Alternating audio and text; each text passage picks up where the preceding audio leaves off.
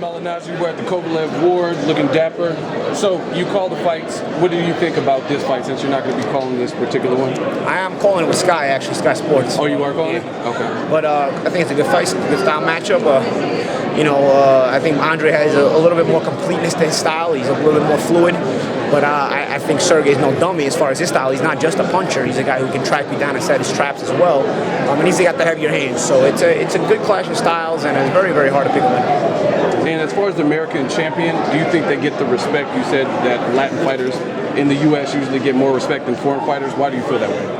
There's a lot of Latin fighters in the U.S., and the Latin culture is very much into combat sports. The Latin culture is very much into boxing specifically. So I think, being that there's a heavy Latin culture in the U.S., as a matter of fact, probably in the next 30 years, there probably will be more Latins than a lot of maybe anybody else in this country. So the culture slowly dictates towards combat sports and that culture. So they're going to all get behind their fighters, while the rest of regular Americans, so to speak, or non-Latin Americans, so to speak, non-Latino Americans, so to speak, they don't, they're first of all, they're not as emotional as people. I think Latin people are very emotional, very vociferous in general. It's just a genetic thing, which is a good thing when you're a fan, But they're also, they don't get behind as much behind their people as the Latinos do behind their people. The rest of the white people, or even black people, they don't get behind as much. Latinos don't pay their rent sometimes to come to the fights, bro.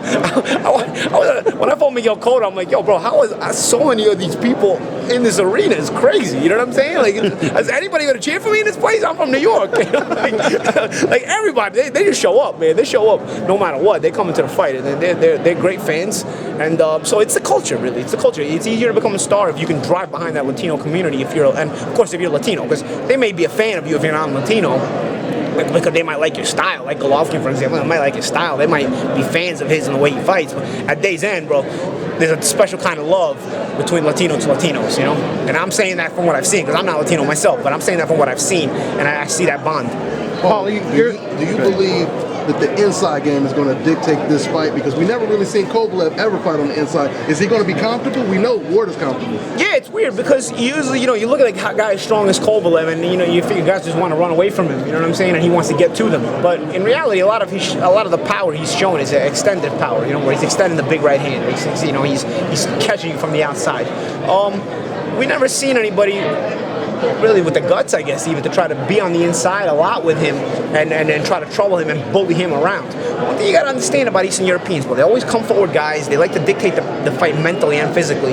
What happens when you back them up? Some fighters can't fight going backwards. Some good fighters can't fight going backwards. I don't know, like guys like Julio Cesar Chavez couldn't fight going backwards. You know what I'm saying? So what happens if you back up the monster in Sergey Kovalev? And people say, oh, does Andre Ward hit hard enough? It's not about hitting hard enough. See, guys don't just back up hitting because you hit hard enough. Guys also back up when they're confused. Guys back up when you bully them. See, bullying and punching power are two different things. Andre Ward knows how to be a bully in the ring. Andre Ward has a lot of self-belief in the ring. So, I think both these guys have a lot of self-belief in reality. But I don't see Ward really questioning himself if he needs to come forward and take the fight to the trenches and really, start using those elbows in that head and whatnot, I learned a long time ago, man, that if you know how to bend the rules and get away with it, then you do it. Paulie, you're a technical fighter. Andre Ward's a technical fighter. Most people look at Kovalev and just figure he's just a puncher. What is it from a technical standpoint Andre Ward would have to watch out for when it comes to Kovalev? I think Kovalev, people look at him as a non-technical fighter because they're so enamored with his power. And maybe because he's a little bit robotic. He's a technical fighter, but a lot of the Eastern Europeans, they're so technical that they're almost robotic. They're almost computer programmed. It's like, this is what you do and this is what you don't do, and that's it. You know what I'm saying? There's not a lot of room for creativity in their style, in the way they're taught even. You know what I'm saying? There's what you do, there's what you don't do, and buried in their mind. And you notice that a lot of that. They're tacticians, or robotic tacticians. They're almost like real robots. You just can't destroy them. They just can't keep coming at you behind those tactics until they wear you out. From a tactical perspective, he knows how to set those traps as well. So that's what I'm saying. He's not like a Maidana who's going to just try to physically wear you out. Sergey Kovalev may be lesser than Ward on the technical side, but he's technical enough to where he can start to, set these traps and maybe clip Andre off. You know what I'm saying? And again, this is a guy who hits hard enough to where he doesn't even have to hit you clean for him to get your attention or even drop you. But even if he doesn't drop you or hit you, as long as he's hitting you clean enough, it doesn't have to be that clean, and he's getting your attention, and in your mind you're like, man, that was heavy. Already, you're starting to think, man, what happens when this guy lands clean? I'm in here for 12 rounds, and that landed partially. I don't like the way that felt, So there's a lot of mind games in there, man. A fight is physical, but it's also mental. And so how does that play on Andre Ward's head when that happens, Or how does Andre Ward suddenly not running, being a bully to Kovalev? How does that play on Kovalev's head? You know what I mean? Also, they said they're worried about Andre Ward being dirty. Okay, well, what if Andre Ward starts being dirty and then the refs let's let them fight? Because most refs, let's face it, at this level, you give them a ticket, sit in the front row, because they don't do anything anyway. You know what I mean? So how many times I've looked at the referee in a clinch, I don't even complain anymore. I just get buttered. I look at the ref like, nah, you're not gonna take care of that one. All right, fuck it. So I guess I'm gonna take that butt right in the mouth. So it's like. It's one of those things where, okay, well, what if that's happening and you got to fend for yourself? It's a fight. At the end of the day, you got to fend for yourself. That's what I've learned in this sport. The ref's not going to help you. If he gets to the down and dirty trenches, you got to fend for yourself as a man to man. There's money on the line, everything's on the line. You fend for yourself as a man. So how's Kovalev going to react to that? So we don't know a lot of things. We don't know how, again, like I said, how Andre's going to react, even getting clip and feeling the power, even if it's not clean, if he's going to doubt himself, or how Sergey's going to react, and Andre starts being a bully. Because I think the time will come where he has to do that. I don't think Andre can run around and be tactical the whole time. I just don't see that happening. Because I think Kovalev will have worked on at least cutting the ring down completely and forcing him to fight. So I think we're going to see several adjustments from both guys, and we'll see how they react. You mentioned he was a robotic type of technical fighter. Is that a good thing or a bad thing? Do you think you need to be more creative? It works for those guys, because in 12 rounds, what they look at it is, you got 12 rounds. Stick with this. It will eventually work. Something will eventually give. Even if it's not working, it will eventually work. Because with a guy like Kovalev, once you hit, all you need to do is hit once or twice, and all of a sudden the fight changes. But if the fight doesn't end, the fight changes, because now the opponent's like, whoa, his mentality changes, he gets more defensive. So the rugged robotic mentality is stick to it, be disciplined, don't get frustrated, stick, because eventually something will give. It's just too long of a period of time for something not to give at one point or another. And once something gives, it may change the whole fight. Can they make adjustments like that, though, if they're sticking? I don't know. It's a good question, but you got to be good. You got to be good enough to get them there, though. You got to be good enough to get them there. And being good enough to get them there means you've probably either got to not get hit or not get hit that much, because you may not be around long enough to force them to adjust. Because, if they put you out, they put you out. Yeah. Now, Paulie, you have an underrated jab with your fight game. Ward and Kovalev also have a really good jab. Who wins the jab contest in this?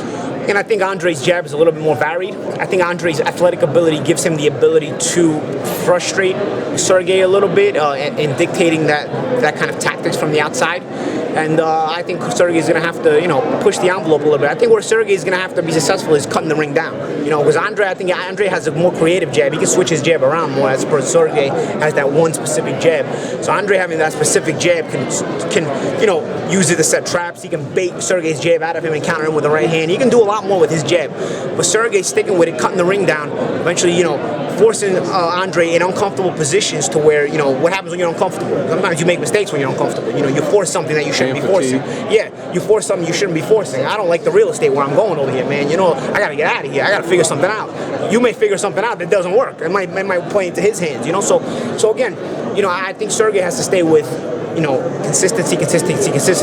Andre has to stick with, making that adjustment and varying it and forcing it and seeing if Kovalev can adjust back to it. Because if Andre makes a proper adjustment, we're going to find out if Kovalev can adjust. Paulie, as great of a matchup this is, a lot of people feel that maybe Andre had to take it, but do you feel that he had to take this fight, or he chose to take it, obviously, but do you feel that he had to take this fight? I think Andre probably chose to take this fight because he had to go for something. He had to go for it. He wanted to go for it. He came back after 2-3 years out of the spotlight, with the contract issues. And I felt like, he probably felt like, I gotta go for it. I want to make money and I want to build my name and legacy. There's not a lot of time here. But let's face it, nobody's forced to do anything. Adonis Stevens is not fighting Sergey Kovalev. Nobody's forcing him to do anything. So you're not forced to do anything. You can do what you want. You can sit on your money. Andre Ward was gonna make money anyway. know what I mean? Just like Adonis Stevens is making money anyway. So nobody's gonna force you to do this. You gotta be striving for greatness to take on this guy. Let me tell you, man. This is a scary guy to look at sitting down here as I'm listening to the press conference, let alone in the corner with a screaming rabid fans with a bell about to ring that I got to meet him in the center in like 3 seconds. You know what I'm saying? So it's a scary proposition. You gotta be wanting to go for that kind of greatness. Nobody's gonna force you to do that. You gotta want that in order to do that.